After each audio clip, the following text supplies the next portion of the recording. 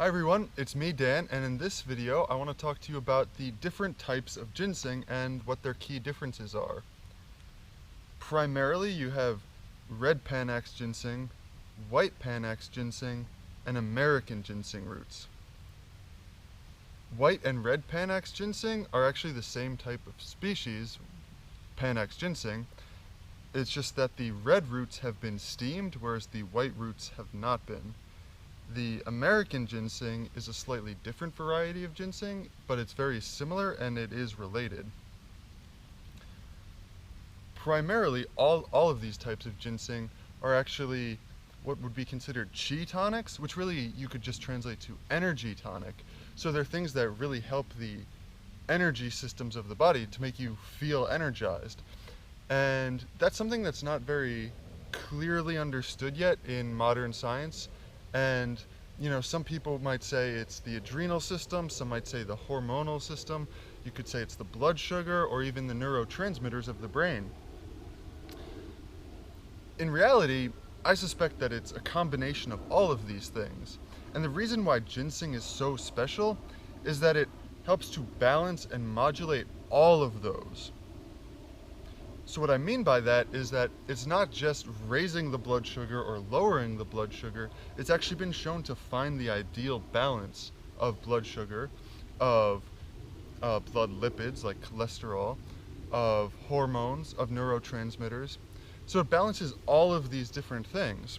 And that's why it's so special, is that it has this balancing effect on all these different systems of the body. The primary reason for this is because it's been shown to affect the HPA axis of the body, and what that means is hypothalamus pituitary adrenal axis, and that sort of functions as the central command point for all of the autonomic systems of the body. So everything that has to do with how the body is regulated comes down to that HPA axis. And one way you could think of it would be like the thermostat in your house. Depending where you set different settings, then you get different effects. So obviously you have all of these different systems in the body, but they're all centrally commanded and organized by the HPA axis, and it's been shown that ginseng is one of the very best things for helping with that. So I said it helps to balance all of those things, but it also sort of just boosts the function. The idea of balance can sound sort of, oh, it's good to be balanced, but it's not quite as sexy of an idea as being really powerful, right? And ginseng does make you powerful, but it does so in a way that is balanced, so it has both. All the types of ginseng can have a very strong effect on the cognitive function, improving memory and concentration and focus, drive and vision. They also have all of those health benefits that I mentioned earlier, regulating things like hormones, blood sugar, energy levels, and they're very good for just feeling energized. Additionally, they're very good as stress reducers. They're what's categorized as adaptogens, which means that they're able to help the body balance different stress. They adapt to stress. All the types of ginseng have those characteristics, but there's certain differences between them. So the red ginseng is sort of the hottest of them, as in it'll make your body feel warm, and it will sort of be stimulating, not as a stimulant, but just energizing, right? That'll be sort of the most active form of it, not in a way that's jittery or anything, but just sort of the most actively stimulating, the most fiery. And I find that primarily translates to having the most effect on the mind and the mental state, as well as sexual function. When I take red ginseng, it's out of the three, it's the one that gives me the most sort of vision and drive and sort of ability to focus on doing new things, right, which is always very valuable. White Panax ginseng falls sort of in between the American and the red. It's probably the best for optimizing digestive function and possibly the best for energy. So again, it's not quite as hot as the red ginseng, but it's not as cool as the American, but it does still have those sort of quickening, activating type of effects. And then lastly, you have the American ginseng, which is the coolest of the three.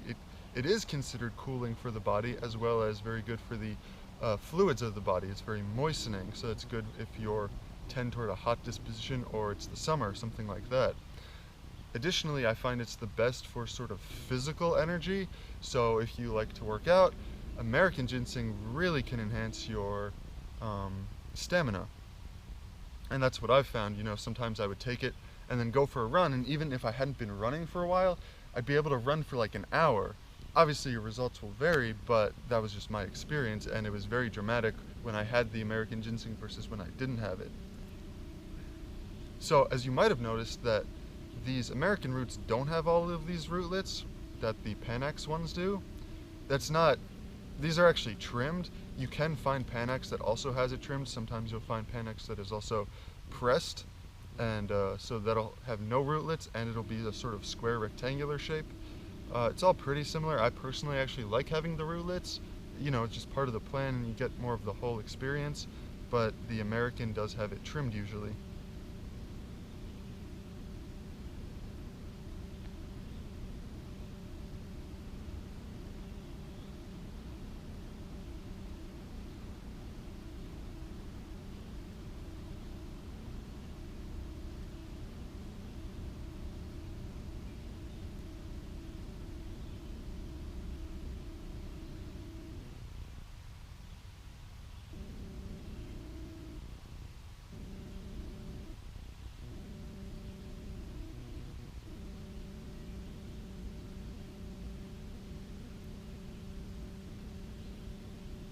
So if you'd like to try out any of these kinds of ginseng, you can actually go to my website, Ginseng Store and More, and these are the exact herbs that I carry.